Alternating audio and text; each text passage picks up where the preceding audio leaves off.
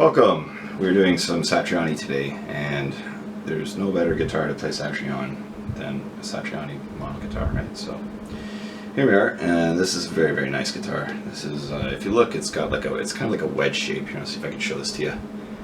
So you see right here, I don't know if that's focusing on the camera, hopefully. Let's see, I'll try to move it up slowly, but see how it's tapered here? Sort of like a wedge shape, so the top part is thicker than the bottom actual part of this. Absolute gorgeous guitar to play. What else on this thing? The whammy bars, the nylon thing's broken right now, so it's just loose, so I have to order a new one. Yeah, so we're going to be looking at diminished seventh chords. Seventh chords. Diminished seventh chords. So sometimes there will be written as the note, a little 0, and then a 7. And then sometimes they'll be written as like the note, dim, and then 7.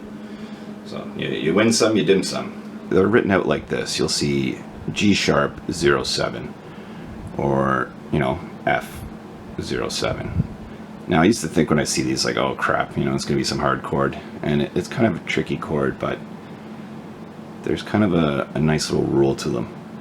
So just by knowing that it's a diminished seventh, and the way the song goes in a descending order, you won't even have to know these notes. You're just going to know what they are by moving through the intervals of thirds. And I'll explain that right now. Alright, so we got our shape here for our diminished seventh chord. And you can play them down here too. The rules, doesn't matter, it's going to apply whatever shape you play them in. So we'll just use this for argument's sake. What I want you to do is from your root note here, count up 3 frets, and then 1, 2, 3 again. So 1, 2, 3, 1, 2, 3, again. So what you've done now is just map the intervals for this root note, and what you're going to do now is go back to our chord shape, and you guessed it, move it up 3 frets.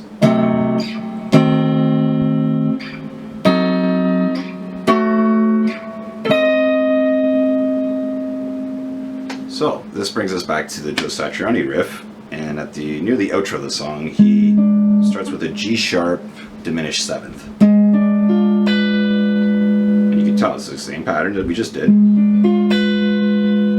And take a guess how many frets we're going to go backwards with this now. Time's up. Pencils down. If you guess 3 frets, then there's hope for humanity still.